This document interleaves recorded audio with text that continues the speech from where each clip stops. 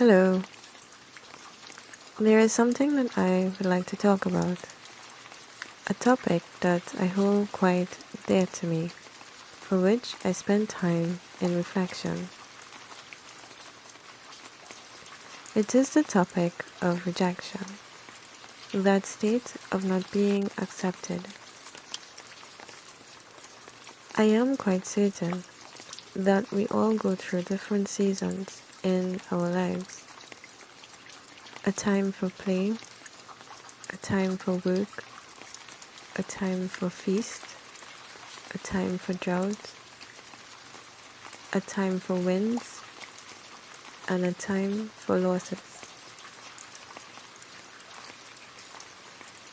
But I challenge you, the listener.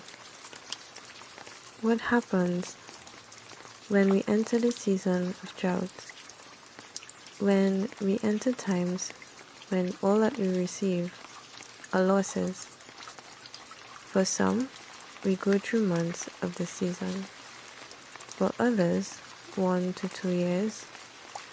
But then some more enter periods for so much longer to give the sense that we may never come out of this drought period. For some, it may even seem to last an eternity.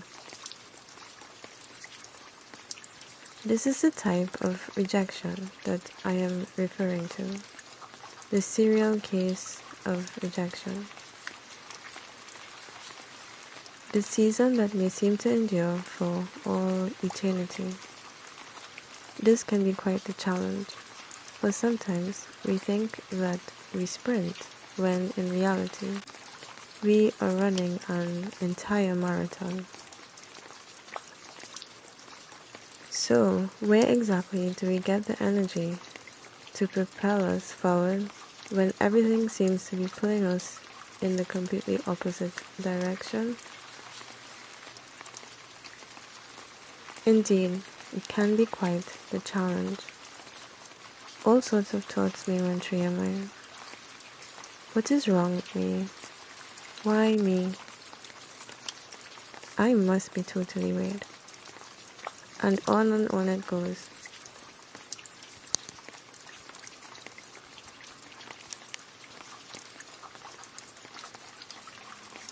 It can actually be quite disheartening, almost as though you forget how to breathe, how to smile, how to just simply be, as you keep searching for your trajectory.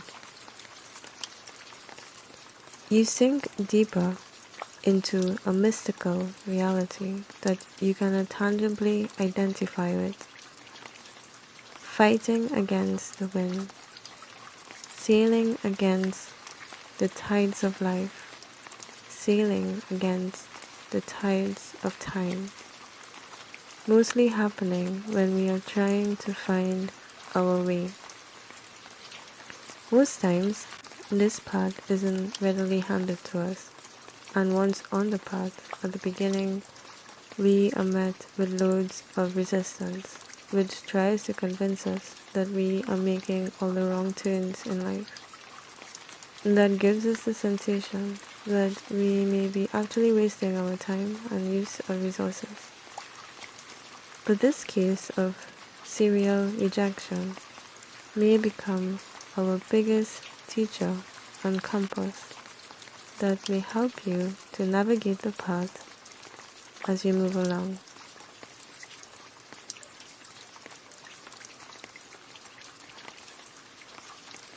If we were to take a look at our bodies, can we say that we let the eyes reject the foot, or that the hand rejects the nose?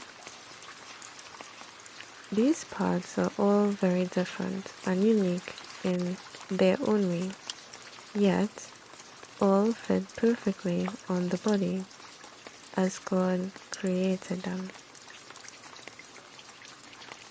We see no part rejecting the other. Instead, we see all parts fitting and remaining in place as the body. So too can we look at our own selves, absolutely unique as a single unit, yet still being accepted as part of the bigger whole or body in our social interactions. It must mean then that if we are in the process of being rejected, we must ask, do we even belong to that body? Would we even fit or complement the other parts that make up the whole? Most times, we have tendencies to reject the things most foreign to us, or even the things for which we do not completely understand. We can look at rejection in this light. If someone chooses to not accept you for whatever the criteria, there is a readiness that they may never truly accept you and all that you can be. There may be exceptions, however, but generally, if a piece of a puzzle doesn't fit into that puzzle, then there is that chance that this piece may never fit to complete that puzzle to make it whole. It is the same as saying self will almost always reject non-self.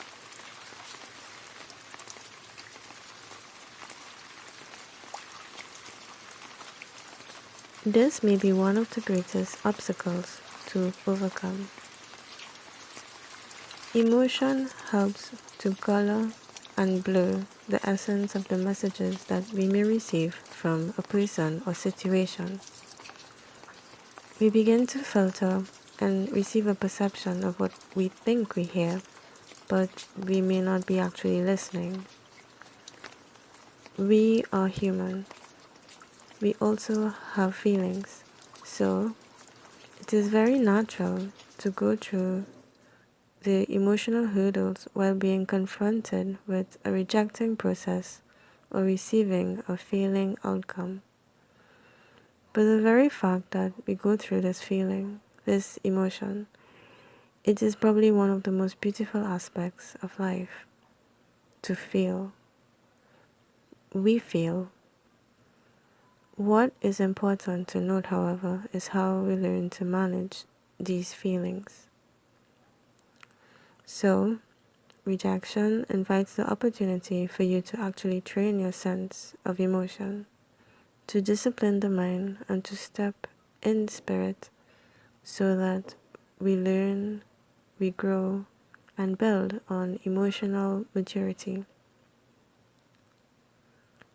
It may be a very difficult task, especially when in the beginning of this long failing journey, but it is quite necessary for us to acknowledge that when we begin this journey, as we use the emotion for training purposes, as we work through the emotion to find out what works for us, when these emotional outbursts occur, it also speaks quite loudly what means the most to us, and in that sense, we begin to learn more about ourselves.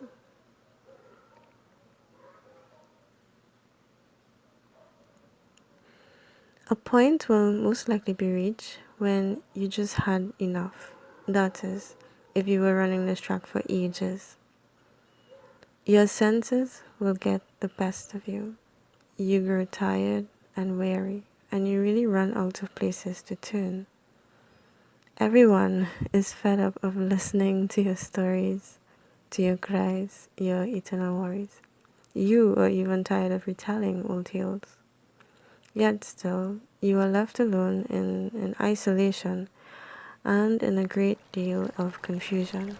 You want to give up, but there is nothing like giving up. It is all you know. Well, as your energy wanes, so will your mind. In fact, it is at this stage that you are met with your point of surrendering. You surrender. You do not know it all. Your senses fail you, and you just want to place your life in something much bigger than yourself. It is at this stage that your mind may actually shift from being quite noisy and haphazard to one that resonates with rest and quiet. Once the surrendering process happens, you begin to be still.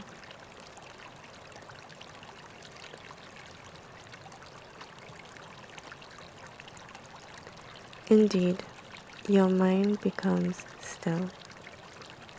It is in the silent moment when you know all your cries, worries, and torments are being heard by someone other than yourself. A calm comes over you when you are still. As you remain quiet, you are left with a message. In this instance, you are met with your Father, who knows and sees you and watches over everything that you are doing. It is at this point you actually make communion with the Father. It is a peaceful point in time, and finally, He's able to grab hold of your attention. Sometimes we lose sight of running and busying ourselves, but all God wants of us is to grab our attention. It is in this period of drought, of losses, of sadness, of doubt, when we actually become more aware of His presence. For each of us, He has His own special message, though we can readily reject it, or we can spend more time trying to uncover all that He has to tell us, but it all occurs with time. So, in our stillness, we are not to rush those precious moments with Him. In fact, it is quite a privilege when He reveals Himself to us, as He tells us everything we need to know in that minute. And He continues to guide us once we hold fellowship with Him. So, sometimes when we receive blocks and failing moments along the path, it may be actually seen as a call from God Himself. He is calling you to spend time with Him in the most silent moments of your life. When in communion with Him, He can also break free all that we carry, supplying us with a renewed spirit.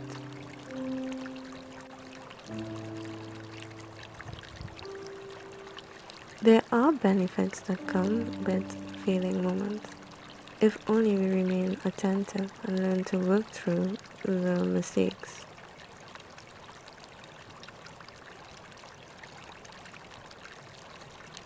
We do not take anything for granted, and we remain alert to the things that must be done. When we are on the ground, we have a better viewpoint of the situation from all the detailed angles. We see the situation for what it is, and no one can convince you in any other way. You know for sure because you can see when you are grounded. Do not take this grounded position for granted. Instead, see it as a point of growing your insight and take this information to help you work through whatever problem you are faced with. Sometimes we cannot see the missing but very important link when we leave the ground. One detail may be the success factor in the whole picture.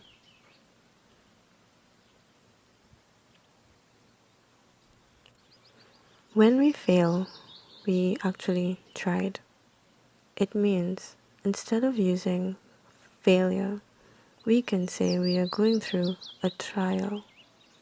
In a trial, there will be outcomes of success, but there will also be outcomes of failure. It means then that if there is a chance of failure, there must also be a chance of success. When we fail, for each subsequent event, we are learning as we keep knocking away at the possibilities. If we keep going, there will come a time that we improve our chances of success eventually, thereby increasing the chances of grid completion.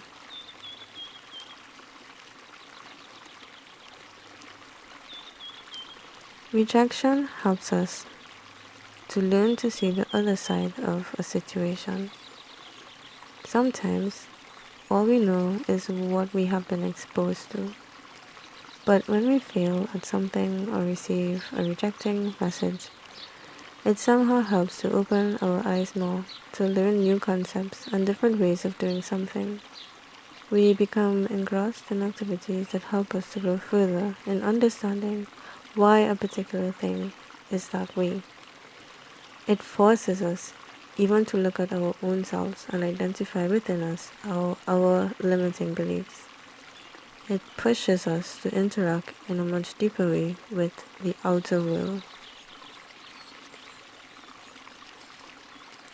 If everything in our lives went accordingly as we had planned it, quite plainly, we would live a very boring life. Sometimes the best times in our life occur when we are hit with certain harsh realities and turbulence kicks in. These realities force us to see what was already there, but we paid little mind to. It sucks us into different realities, reaching opportunities so out of this world you would never imagine how it even came to be. Sometimes we grow in service in ways you would never imagine. Other times you stumble upon your greatest passions, all by sheer luck, or so it may seem. Regardless, a rejection may simply mean a redirection to where you always wanted to go in the first place. So then, no need to be hard on yourself when the road seems very long and you grow weary and want to give up. Sometimes life has much better and more enjoyable plans for you, more than you can ever imagine, by simply letting go, trusting the process, and going with the flow of life.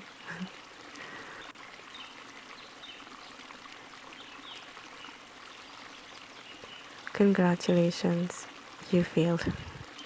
This is a very big step in your life because one of the worst moments is to constantly obsess over the idea of feeling like you are going to fail. When you actually fail, it removes this anticipation. Your mind switches off this frequency and works on a different frequency, which pushes you further along your path. Now you can study the why. Why have you failed? Other than constantly obsessing over the anticipation of it. This is one less worry you need to have, that sense of anticipation hanging over your shoulder. But eventually you begin to realize no one actually cares, so why should you? You are in the process of learning, and life is a learning process. We are always going to fail at some point. But it does for some give in to motivation to troubleshoot the failing events and to grow stronger in the things learned from these lessons. These lessons add to our memory bank, and they are what give us the greatest experiences.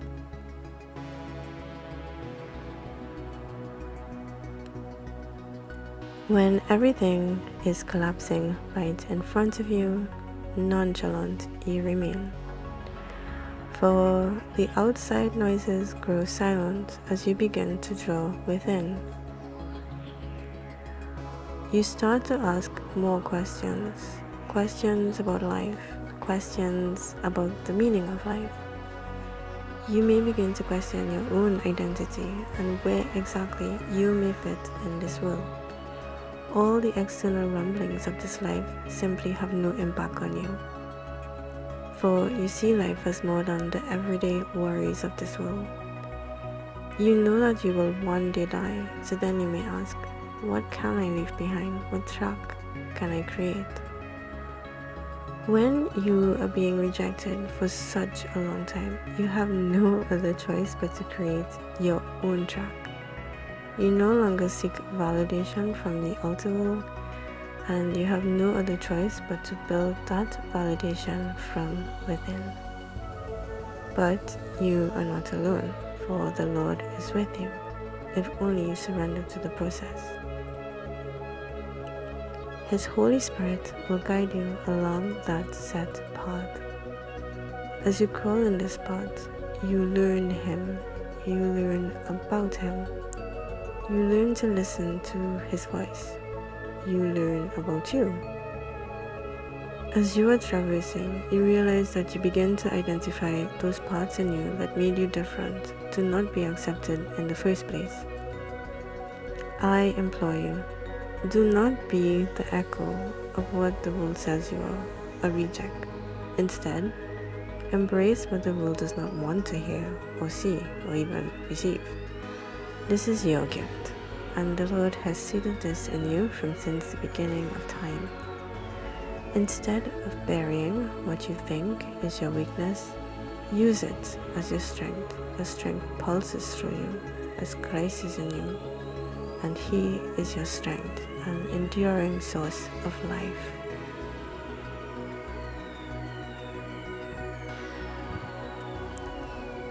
When we are readily grounded, we are much closer to life's essential nature. We stop most of the times. It is in these times when we can see the simplest things in life and take great joy in these small mercies.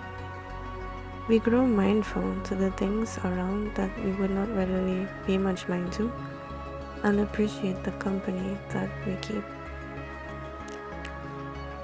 We may learn to smile more, slow down, and take less seriously the stresses of life. Sometimes you have the gift of time to spend on the things that actually may mean the most to you. As rejection may actually clear for you all the distractions in your life, the things that quickly distract us in our lives and we give more attention to, though undeserving.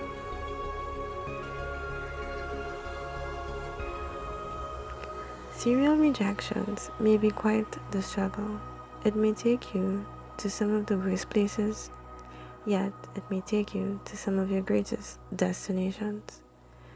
It may seem like the path of greatest resistance with no end in sight, but once we learn to understand its function, it does help to bring some clarity and identity of self.